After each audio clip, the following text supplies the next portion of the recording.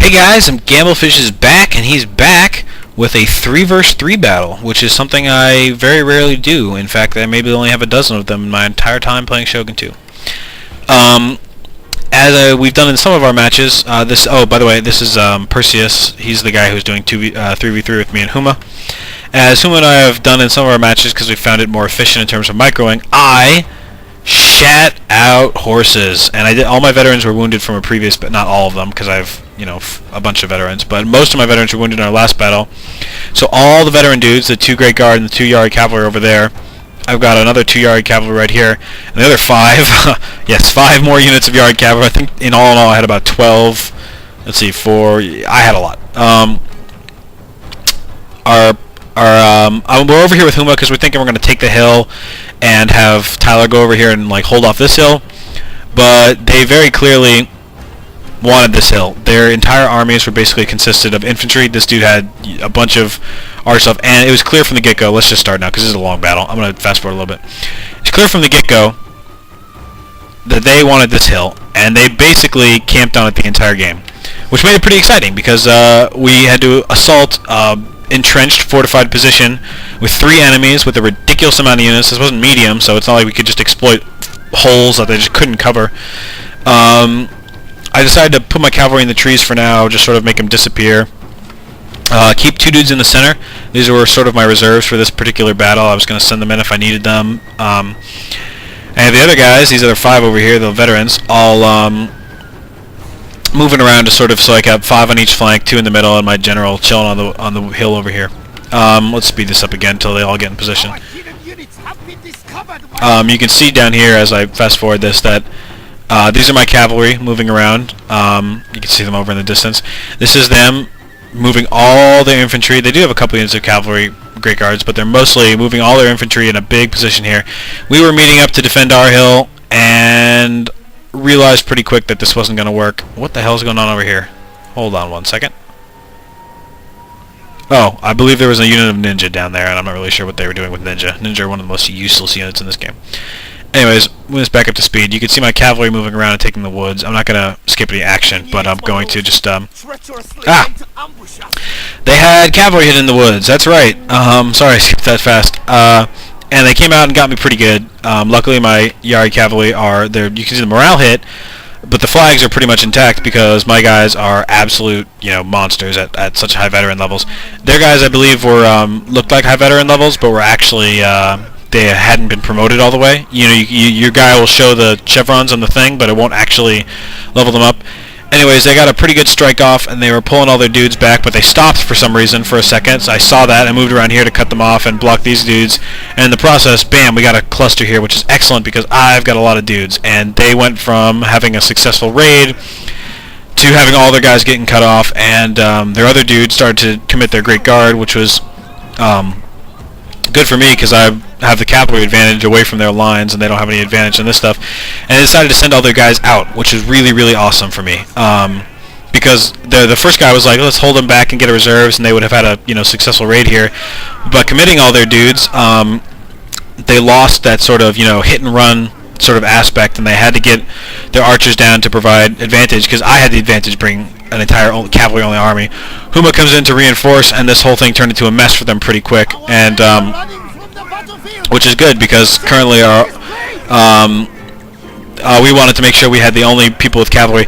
The other mistake was that when they were forming up this and trying to micro, to get their guys off from the lines, a bunch of archers got killed by us, seizing the weakness. Oh, I forgot they had fire rockets chilling back there. Anyway, but us seizing their weakness and hitting their fire rockets, freaking them out, whatever. So all in all, that was a successful little dust-up despite the bad beginning. And I left a couple of my guys to tie up there just because I needed to make sure that I had a clean escape for everyone else. The 2 in the middle I pulled to the side so we can get an angle on these dudes. And as you can see now, they're forming up archers, spears, swords, and more spears on the flanks. And this side up here, they've got a core of infantry in the middle, swords all in the middle, ready to deploy here. The archers, despite the little, sort of clash right here, are now all lining up to make sure that any attempt of Huma to attack with his 3 archers will be met with, what, triple the firepower? Whatever. At this point, we're sort of like thinking, you know, it kind of sucks, Gamblefish, that you didn't bring any infantry, because how the hell are we going to charge a hill that's covered with infantry if you don't have any infantry? And I was like, I don't really fucking know. We'll just kind of wing it. Anyways, I mean, they knew what they were doing. They had a bunch of spearmen hiding down here, and there was nothing really I could do about it. So I sort of decided I'd try and rattle them a little bit, get my cavalry up close, maybe pry into their archers or whatever, give my teammates some time to skirmish with these dudes. But like I said, they knew what they were doing. They moved to counter all these threats. They moved their spearmen around to block, you know, any potential thing that was going on. They did it pretty quickly, even while their archers were getting shots off.